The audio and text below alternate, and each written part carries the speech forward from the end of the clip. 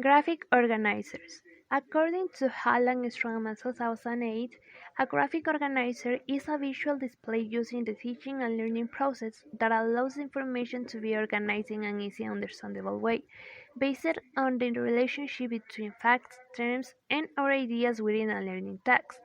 Graphic organizers are strategies that are training how to work within the classroom and that keep students engaged in learning, as information is presented in a concise manner, highlighting what is relevant and in a visual way. Preciado Rodriguez, 2019.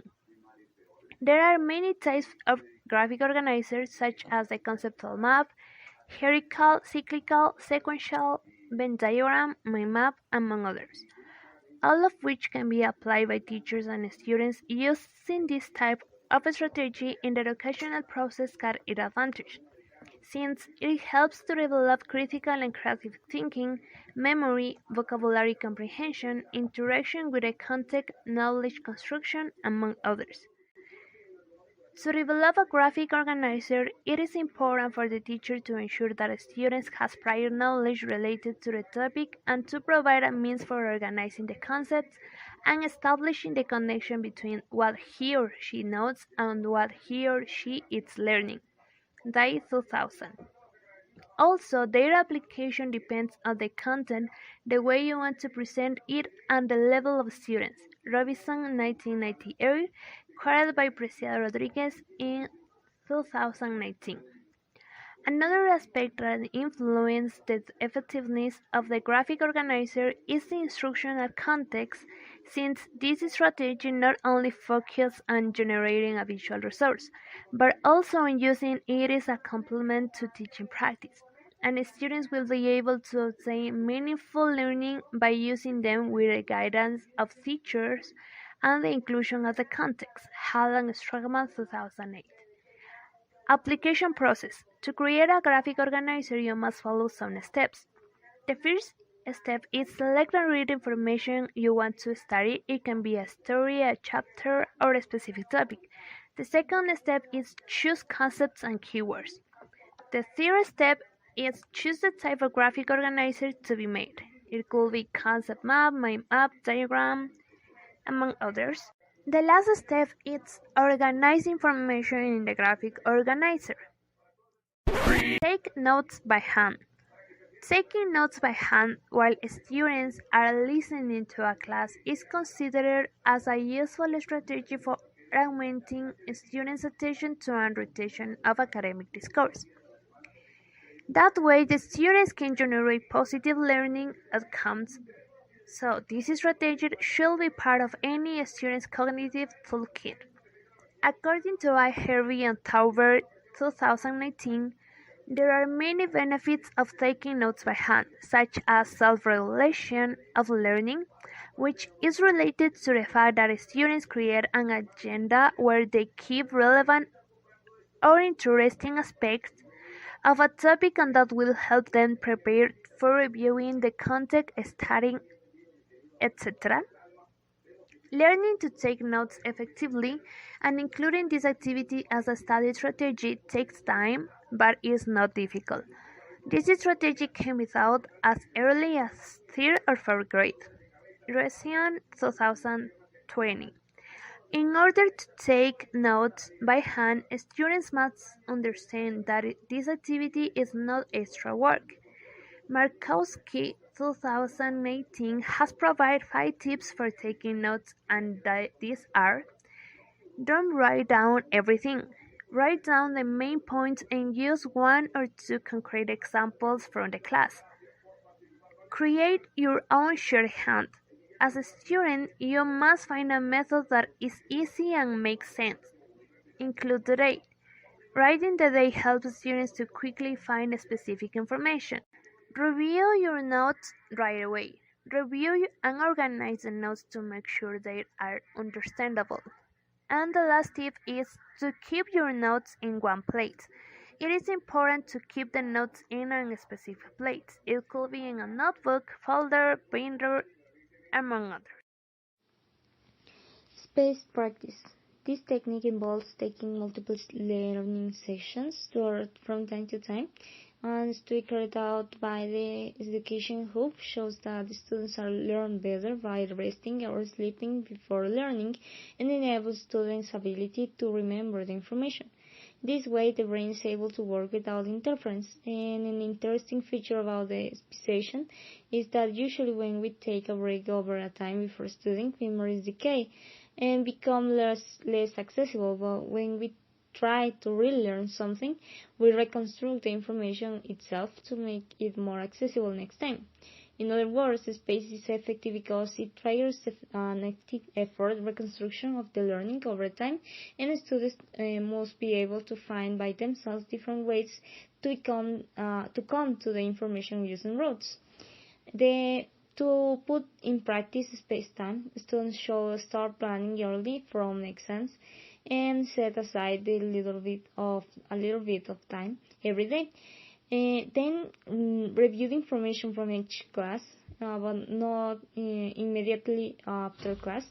And after this point, the students must make sure to go back and study important older information to keep it fresh. It is important that students use effective study strategies rather than just rereading the class notes, and this way seem difficult and they may forget some information from day to day, but this is actually a good thing, so it forces the retrieval of information from memory, and finally practice a few days in order to make it better. The benefits of interleaving studying are related to the contribution of both spaced and retrieval practice. When we mix up them in order to learning, we create a space and distractions between repetitions of the information presented. It will force students to remember and reconstruct the knowledge. Self-quizzing. Develop test questions from yourself, taking into account your own way to learn and new concept. Thinking of the types of questions students might ask on a quiz or test, it incorporate these quizzes into study sessions and practice of answering these questions. The mastery of the subjects matter formulate to achieve the proposed objective may be stored depending on the instructions perspective. The instructors have the options to arranging or waiting for students to help them make good decisions to achieve such a goal. Two things must be established. Is first, how many can most effectively and efficiently be achieved, and the second one is such an arrangement can be implemented.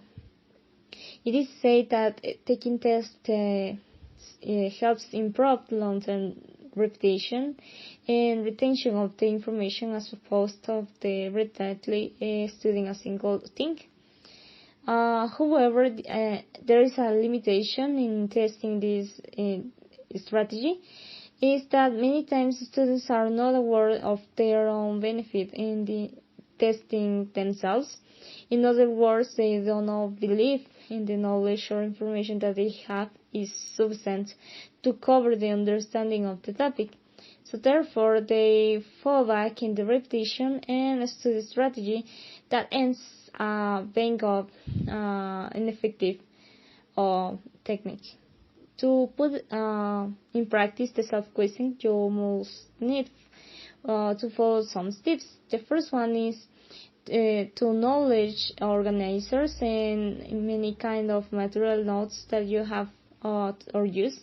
List of topic of the exams, self-quizzing questions, a blue-black pen and a red pen, and a revision book. So the students will spend some time revising a particular subject on topic, and they will then complete the self-quizzing questions related to that topic. It is essential to the self-mark in red the answers that in write the correct answering. Students should correct their incorrect questions and relying on their notebook, notes, or something that you want on a regular basis. Paraphrasing and reflecting. According to Taylor 2003 quote by Academic Learning Center, paraphrasing is based on putting into your own words what you have read or heard from research sources. Although we use information from the web, we have to write the reference of each part of our writing. The purpose of paraphrasing is based on making sure that you have heard and understood what the other person has said and its feeling. If we relate reflecting with paraphrasing, then we reach the conclusion that both go hand in hand in the process. Since we understand what paraphrasing is and we can conclude that this element is a process by which we take information from others and rewrite, but through our understanding and reflection.